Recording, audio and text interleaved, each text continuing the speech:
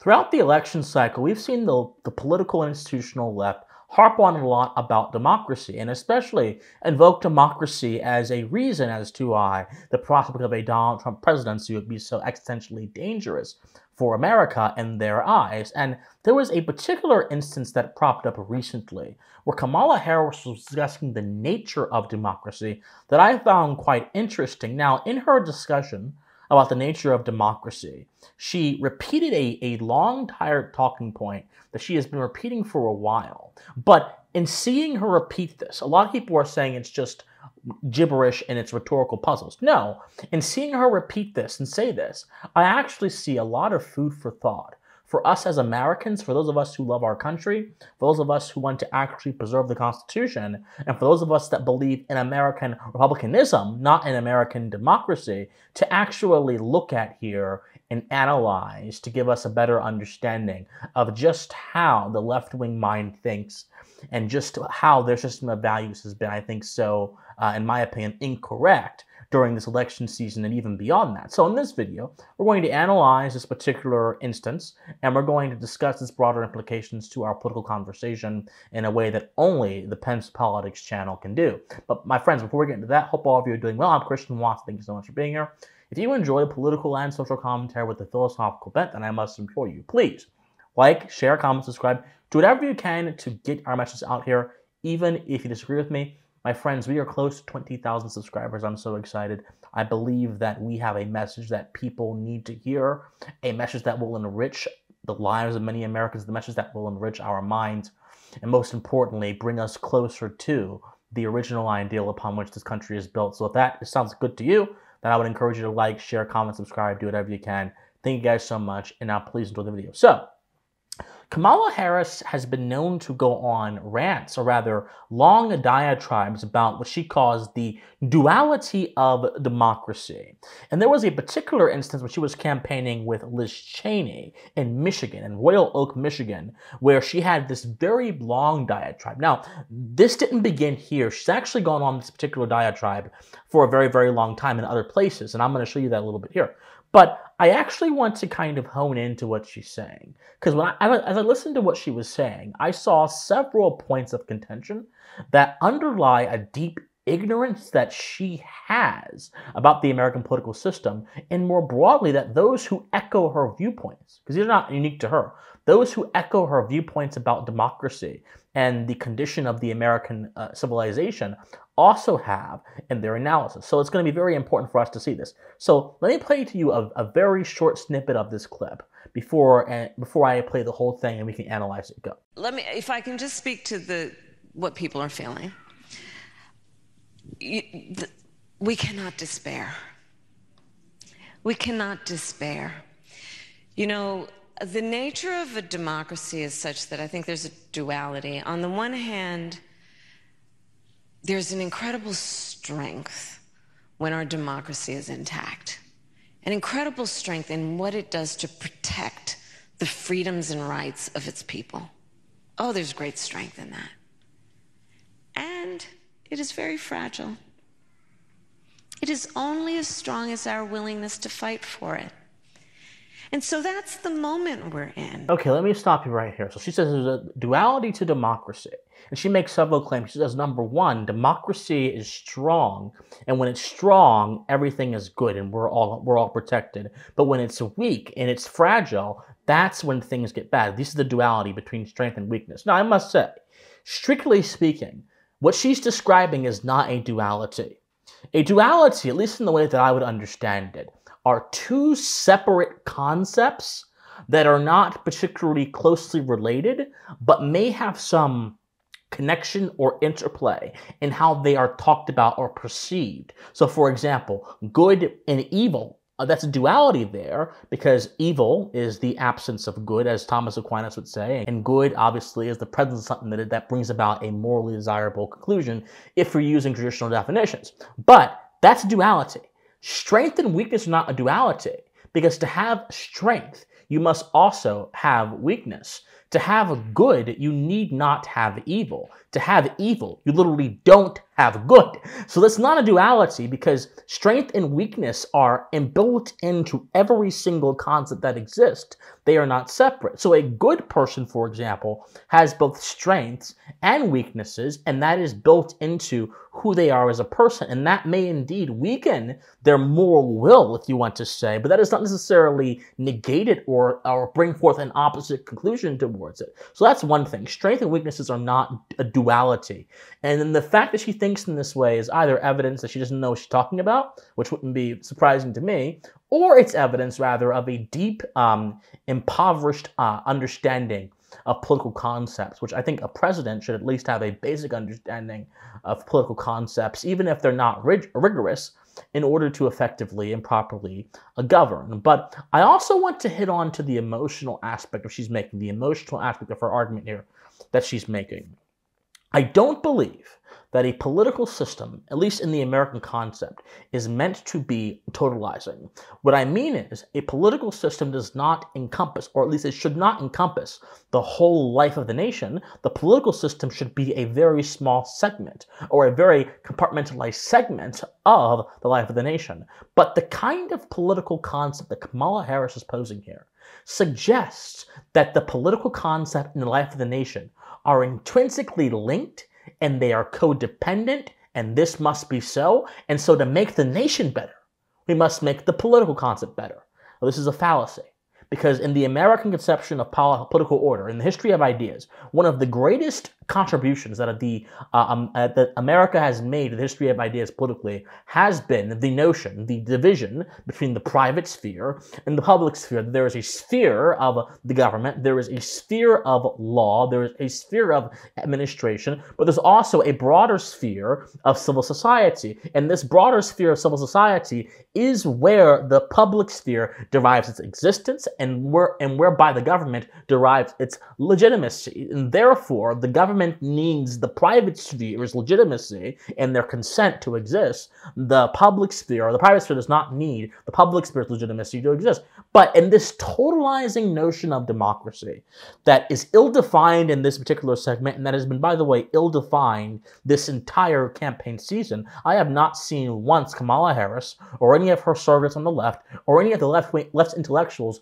define democracy rigorously or correctly, or if they have not been able to apply it fruitfully to the American context, because the American context is explicitly anti-democratic and it's classically Republican. But anyway, that's a different story for a different day. But she has this totalizing idea of democracy, that the health of the nation must be involved in politics. And this is the fatal conceit, I think, of Kamala Harris's message. It is a message that says that the government and the status of authority is going to inevitably be the status of your life. It is a message that says the notion of freedom, which, by the way, freedom being the moral condition, the end result condition of a morally enlightened person, not a thing that you get by virtue of doing X, Y, or Z, but a thing that you achieve by virtue of understanding what is required to live in a civil society, by understanding basic ethical principles, by adhering to truth, by adhering to your ability to reason, by adhering to charity, by adhering to your promises and your oaths, by adhering to abstinence in terms of harming your neighbor, by adhering to goodwill. Freedom is the sum result of all these things that you get as an individual when you complete them. But for Kamala Harris, it's, again, the political life that fuels freedom. That's not how it's supposed to be, and that's not what the American ideal says. Now, you may say, Christian, this is how it is, though, because the government can infringe upon your freedom. That's the exact point. The fact the government can infringe upon your freedom is exactly why the government is not the best conduit of freedom, because the government simply wields power, and power can only negate or coerce to a particular end.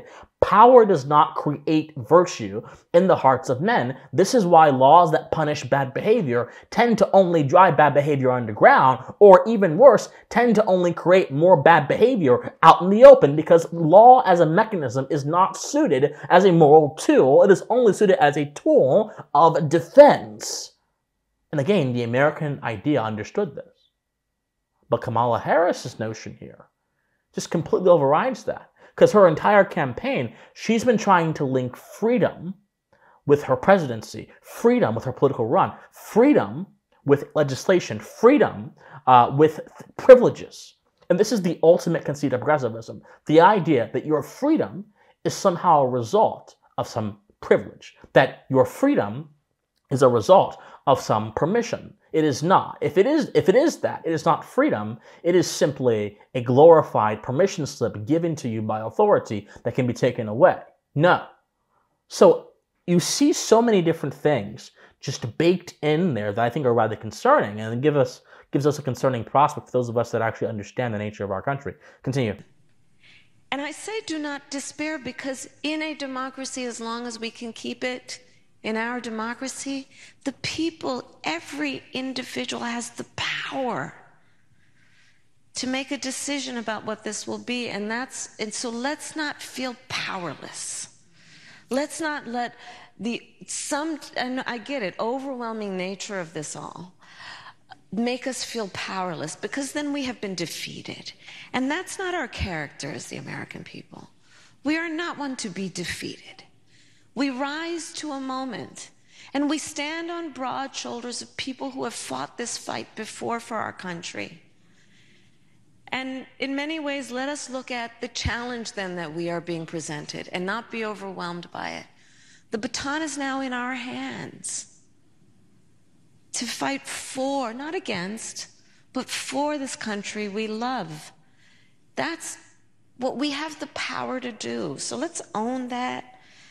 Dare I say, be joyful in what we will do in the process of owning that, which is knowing that we can and will build community and coalitions and remind people that we're all in this together. Let's not let the overwhelming nature of this strip us of our strength. That's how I feel about that. So she poses another idea in this statement. She says that all of us have the power to change things. And this is, again, another conceit of the progressive mind. The progressive mind, progressives generally, because by the way, make no mistake, Kamala Harris inherits the progressive tradition of political thought in America. She is at the tail end of it. She inherits it. She didn't contribute to it, but she certainly inherits it. She's not a Marxist, she's a progressive. We have to learn the difference.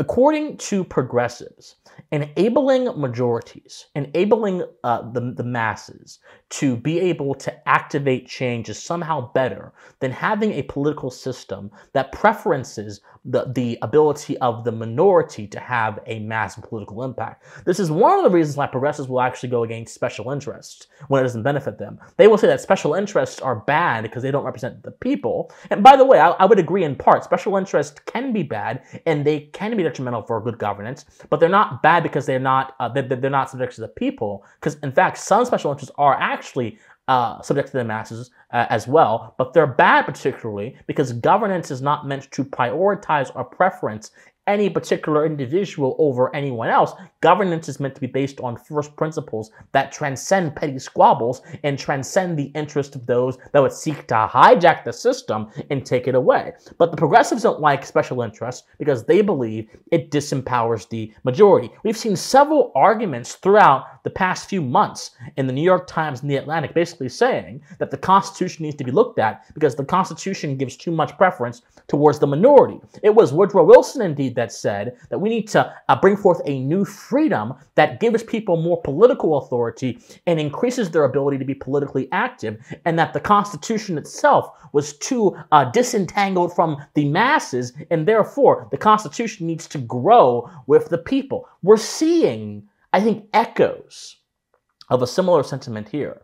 When Harris's language talks about the majority, the people, we have the power, our democracy, the mass, because democracy simply means the most mass participation possible within a political system. That's simply a very core element of democracy, properly understood. And so when you take it that way, she is essentially saying that if we give more power to the majorities and the masses, that we're going to have a stronger society. That is the opposite of how American society has operated. In fact, our very system of governance is is skeptical of crowds, it's skeptical of the masses, it's skeptical of majorities, because majorities can be just as tyrannical as a single person can be. Majorities themselves oftentimes do not make things on the basis of reason. They make decisions on the basis of whatever their passions are swayed to and whatever propaganda is to. Majorities are not necessarily looking at things from a disinterested lens. Majorities are rather, just like every other human being, wrapped up in their own self-interest and own self-consideration. But Harris, again, continues to speak in these broad terms, and it's on purpose. It is on purpose. And that's also why she said, we stand on broad shoulders. For the progressive, the past matters insofar as it provides utility for the future. This is why Harris has been constantly saying, we're not going back. We're not going back. Because they demonize the past. Well, here's what they do. They pull from the past by saying, we stand on the broad shoulders of people that have fought. We owe it to them. We owe it to our ancestors. But then they demonize the past by saying, somehow the past is bad and we shouldn't go back there because it's the future, or there's more progress to be made in the future. And by doing this, they make history the ultimate value by which political considerations should be made. Remember, in that one sentence, Harris referenced the past to the extent that it could be used to justify her action in the present, which would ultimately impact the future. She's making a case for the future by appealing to the past in a very limited sense, and then siphoning that off for her own purposes. Many of you may think I'm reading too much into this, but I'm actually not. This is precisely the kind of ideology that she has been echoing throughout the campaign, this villainization of the past, this treatment of history as a value, this idea that freedom is a matter of privileges, not a matter of moral enlightenment that is achieved through rational enlightenment. She has continually harped onto these things, and a lot of people are missing them because they consider these long-winded speeches to somehow be word salads, which they may be, but they are word salads that actually do have meaning to them, and we need to understand the meaning. One last observation I have about this clip, and more generally, is that I think her sentiments show the difference between two standards of value about how we conduct politics as well. Because I mentioned how history is a standard of value, but also emotion is too. She has mentioned here in the video and other places that we need to have joy in taking on the challenges of the future. Now, joy by itself, by the way, there's nothing wrong with that. I mean, joy can be a very good emotion, so long as it is mediated by other emotions. But the problem is when joy becomes a political value, and I mentioned this before, you are activating a part of the human brain, our sort of mammalian lizard brain, that responds to the passions, that responds to instinct, that responds to our more lower impulses of human beings. And you are, by virtue of doing that, taking people away from being able to focus on the more substantive part of our brain that encourages us to engage in intellection and cognition and actually seriously consider issues for what they are. During the DNC, the biggest theme was joy, joy, joy. It was being used as a political argument. Well, the truth is this, my friends, if you have a politics of joy that is divorced from a politics of substance, that is divorced rather from a politics of considering issues for what they are, that is divorced rather from a politics of having a sound understanding of what's going on in your society, and you have this politics of joy, all you will get are the products of which those in power who can manipulate your joy want you to get. A man guided by his reason is not so easily manipulated. He can still be manipulated, not so easily. A man guided by his instinct and his joy is like a drug addict chasing a high, being doped up by their dealers, whether the dealers be propagandists or whoever. Bernays mastered this back in the 20th century. And I think that Kamala Harris is presenting a kind of politics that Edward Bernays would find salivating, to say the very least. All in all, I think all the stuff that we've seen here, this sort of ill-defined notion of democracy, the elevation of emotion over reason as a political value, the elevation of history as a political value, the idea that the masses are the standard of value by which political operations take place, the idea that the past can be used to justify the present and the future without actually giving the past its due, and instead villainizing it by saying we're not going back. All of this characterizes what I think is one of the most civilizationally dangerous campaigns, anti-American campaigns in modern American history, and I hope that all of you take that consideration in the ballot box if you are American when you decide who to vote for in this election. My friends, like, share, comment, subscribe, do whatever you can to get our message out there. My friends, study history, study philosophy, and more convicted, and please stay pensive.